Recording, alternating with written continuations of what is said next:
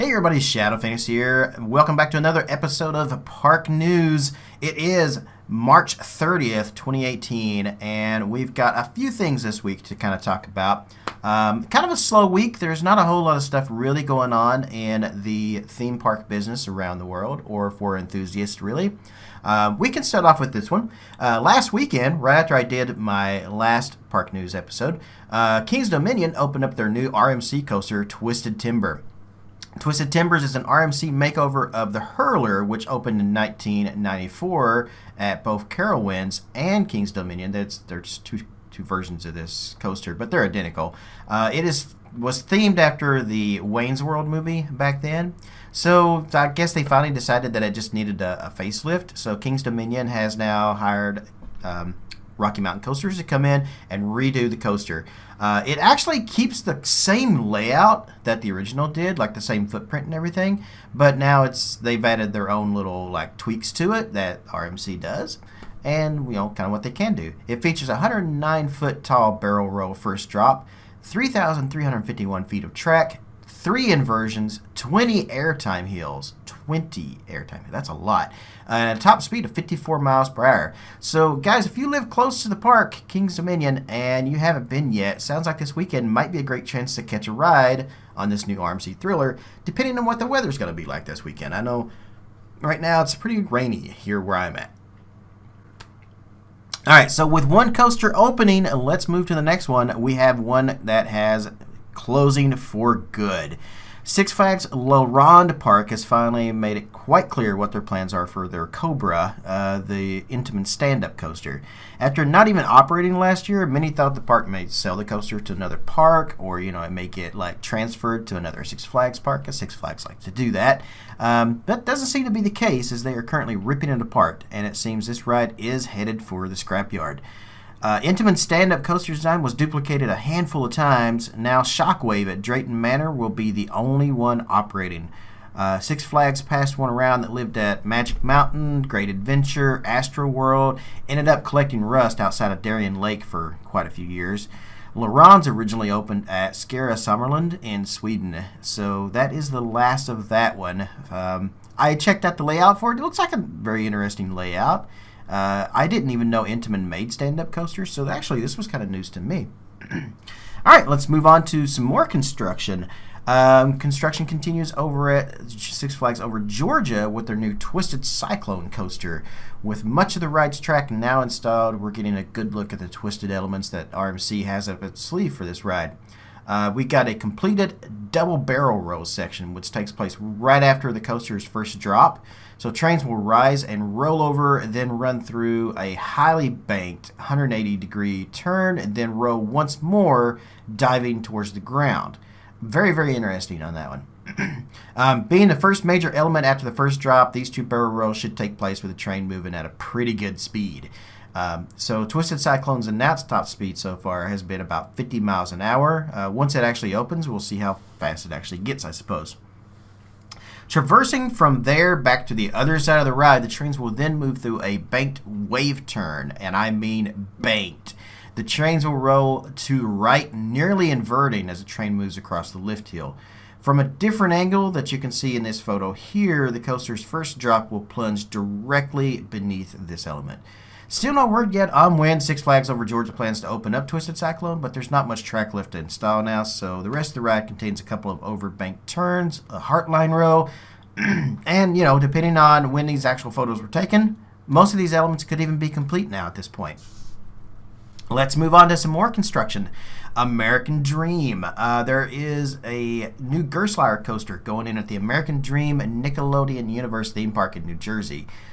It's been under construction for the last few weeks, or a little bit longer maybe. As you can see from a photo captured by a webcam at the construction site, the giant vertical lift hill, along with a 121.5 degree beyond vertical first drop, is now completed inside the structure, with the top of the lift hill kind of sticking out of the roof of the building quite a bit.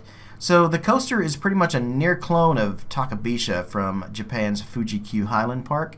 And with it coming out the roof like that, I imagine we're going to have pretty good views from around there, or, at least a really good view of some tar that will be on the roof itself. We don't know just yet on how that's going to look. Let's head over to some more construction. Lots of construction stuff this week.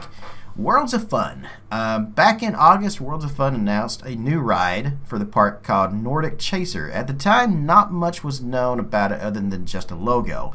Most people kind of assumed that it was going to be a Mack, not an Intamin, a Mack Seastorm flat ride, and it looks like we're right. Earlier in the week, the park tweeted out a couple of photos, one showing the current progress of the installation. So the Mack Seastorm flat ride, as you can see here, is a family-friendly little ride featuring mini ships that rotate around in a circuit. It's just kind of rising and falling as it goes around. It's meant to simulate the ocean waves, is kind of how it's supposed to be. Currently, Carowinds already has one of these known as Peanuts Pirates. The second photo that you see here was also tweeted out this week, and it's a quick look at the newly arrived on-site centerpiece for the ride, which appears to be a tiny little ship. So they'll probably have this like right in the middle of it, and then the other picture there will have, that's the actual ride itself, which will go around as, like I stated. And here's some interesting news that just got posted today. An official statement posted to the Vekoma website confirms that Japan's Sensei technology, better known to many as S&S Rides, acquired Vekoma Rides in full as of today. As part of the agreement, Vekoma will continue to run as Vekoma, operating as an independent company, maintaining the same management team and locations that they currently have now. Just adding Mr. Nakagawa, the CEO of Sensei, to Vekoma's supervisory board. Vekoma's takeover is a logical next step according to its management, explains Kees van Beert, I'm probably pronouncing that wrong, chairman of the supervisory board. And he says, in recent years, a solid foundation has been laid in which safety, innovation, quality, and customer satisfaction have served as spearheads of our policy. In Sensei, we have found a reputable partner with equivalent standards and values who can offer continuity to the company and bring us even further. Through their presence and contacts, we also see opportunities to better serve new regions such as Japan, Southeast Asia, North America. So, basically lots of bureaucratic, like yawning news, basically. Also, interesting note here, though, is that S&S purchased Aerodynamics back in 2002. Way before that, Vekoma had signed some kind of technology license deal with Aerodynamics to use their same track design, which we know how that turned out. They ended up stealing it all, which sort of puts all of these old aero patents back together under one owner. So that's interesting right there. Now, let's head over to my home park, as I consider it, Kings Island. Finally, Kings Island has given details of their mystery project located within the Coney Mall section of the theme park. Most of us kind of already knew this was it, but at least it's good to have an actual announcement at this point.